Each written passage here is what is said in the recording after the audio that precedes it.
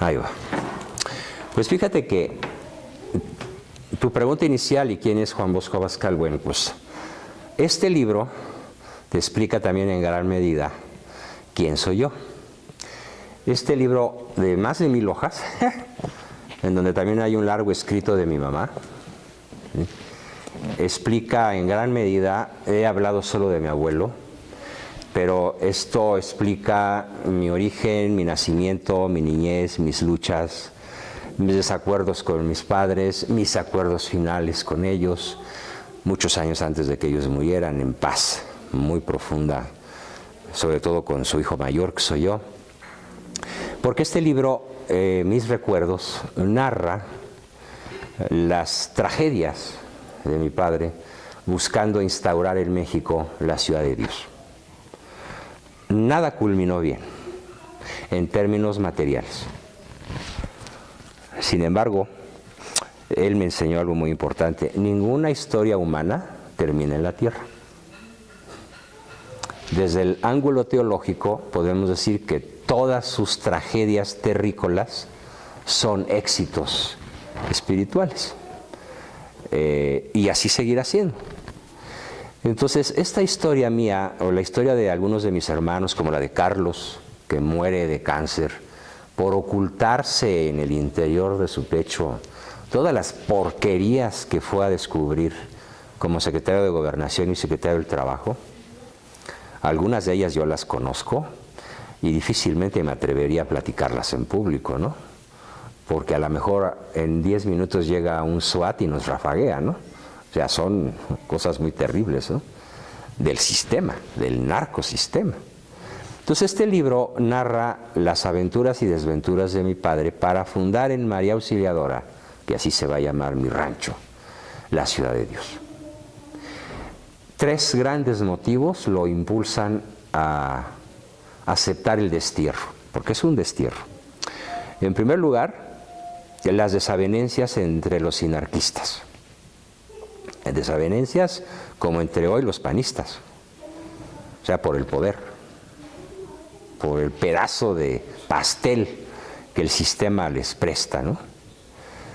Esa es la primera motivación para irse a colonizar allá con 500 familias de Guanajuato y Michoacán. La segunda motivación es que el ministro de la Defensa o alguien de ese nivel, o el mismo presidente de la República, le dice que los gringos quieren poner una base naval de cara al Pacífico y que le ruega que se vaya para allá sin armas para disuadir a la flota gringa del desembarco en tierras mexicanas.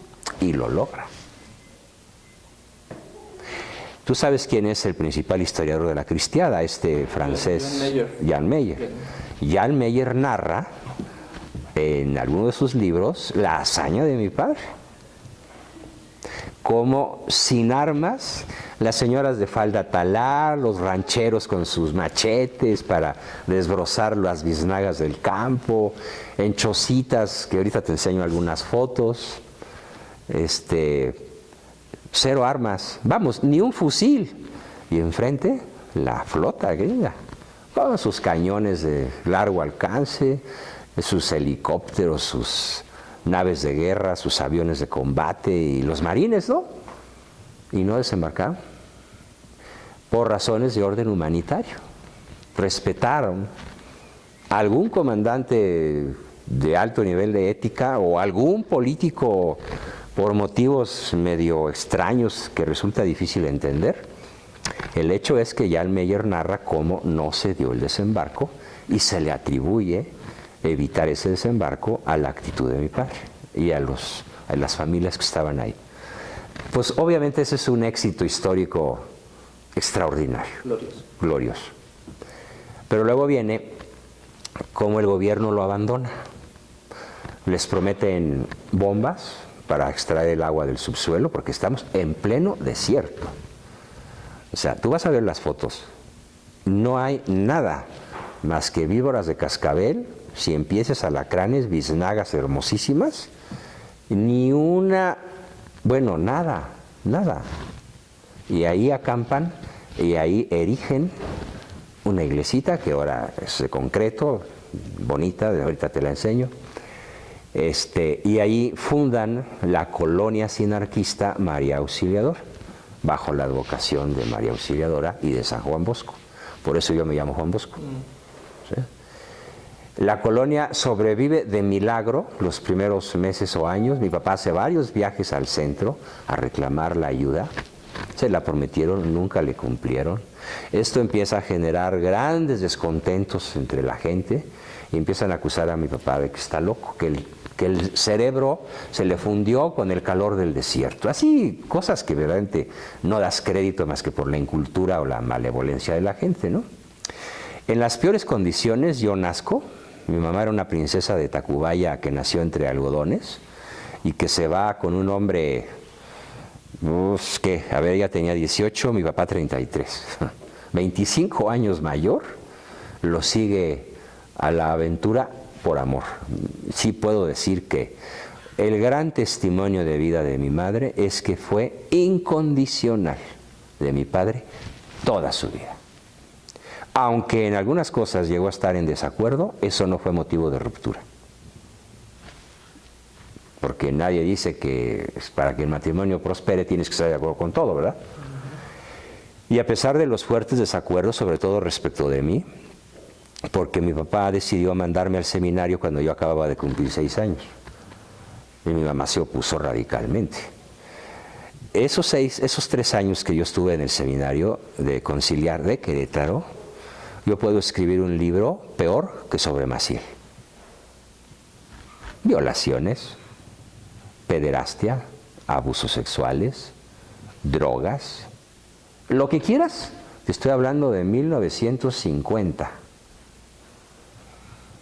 El seminario estaba en las peores manos posibles, totalmente corrompido en todos sentidos.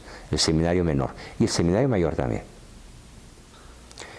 Yo, ¿por qué no perdí mi fe en medio de aquel ambiente apocalíptico? Pues porque Dios es grande y me cuidó. Entonces yo nunca dudé de mi fe, ni siendo un niño abusado, perseguido, hostigado, buleado, violado, perseguido, encerrado. Ya te contaré las barbaridades que me hacían, como encerrarme en minas de arena con el ánimo de matarme, de que me muriera de asfixia, y sin embargo siempre logré salir, a veces rascando con mis propias uñas hasta por 8 horas. Y luego caminando del cimatario, de la punta del cimatario al centro de Querétaro, y hacía 3 días. Un niño de 7 años, ¿no?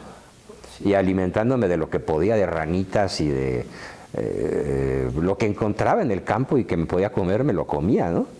Bueno, pues esa fue mi niñez a raíz de que mis padres tuvieron que refugiarse en México y éramos perseguidos políticos. Perseguidos, pero en serio. Entonces no podíamos ir a la escuela, mi mamá nos dio las primeras letras en casa, estábamos escondidos, no nos querían en las escuelas privadas de monjitas o de curas porque, se apellida Abascal, nos va a caer gobernación.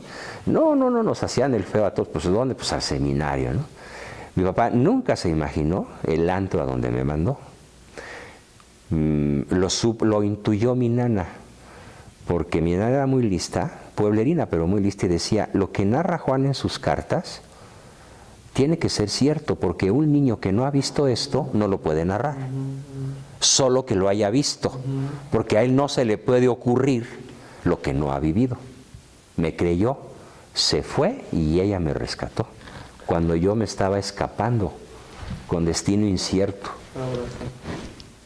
De esas cosas que Dios hace, ¿eh? Una película. Es una película. Dios me puso en el momento que ella iba llegando a rescatarme y yo me acababa de escapar justo cuando ella iba por mí, porque ella se decía que lo que yo estaba sufriendo era real. Otra mamá, la figura de las nanas también. Sí, algo extraordinario, mi nana Lala, ¿no? Entonces, la adaptación fue muy difícil a la civilización. Yo llegué hecho un niño salvaje, muy estudioso, pero salvaje, con una fuerza física descomunal para los compañeros de mi edad, porque yo estaba formado a lo Rambo, ¿no? ¿Sí? Y a varazos, y como un campamento militar, así nos traían a todos. Fue muy difícil hasta que más o menos me fui adaptando. Y a los 11 años, cuando cumplo 11 años, al presidente Ruiz Cortines se le ocurre darnos nuestra acta de nacimiento. Reconocernos como ciudadanos mexicanos. No teníamos acta de nacimiento y ya éramos 6 o 5 hermanitos. No existíamos para el gobierno. Fuimos a Palacio y lo último que escuché que le dijo el presidente a mi papá fue: por favor, señor Abascal, los vamos a dejar en paz. No se metan en política y dígales a sus hijos que no se metan en política. ¿Pero por qué, señor licenciado? Porque mire, don Salvador, en México la política consiste en el arte de comer caca y pedir más sin hacer gestos. Yo fue lo primero que escuché de boca de un presidente. Antes de los 10 años. ¿Qué es lo que tenía, no? Y yo juré nunca meterme a la política.